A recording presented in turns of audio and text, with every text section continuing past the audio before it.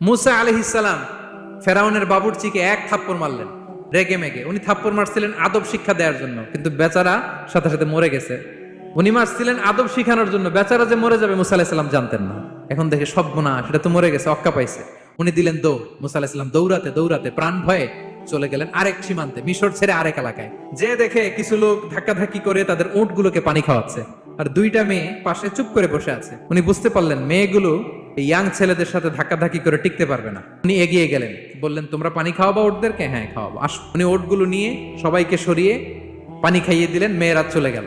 এবার বাবার কাছে যেয়ে বললো, বাবা এমন এক ছেলের সন্ধান পাইছি, ছেলেটা খুব ভালো, আমাদের চেহারার দিকে তাকায় না, মাটির দিকে তাকিয়ে কথা বলে। আজকে এই লোক না থাকলে আমরা আমাদের ওটগুলোকে পানি খাওয়াতে পারতাম না। আর ভিনদেশী লোক আমরা চিনিও না।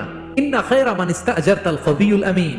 বাবা কাজ করেন, আমাদের তো রাখাল লাগবে, আমাদের দেখভাল করার জন্য তো একজন সুপারভাইজার দরকার, এই ছেলেকে আপনি কাজে রেখে দেন।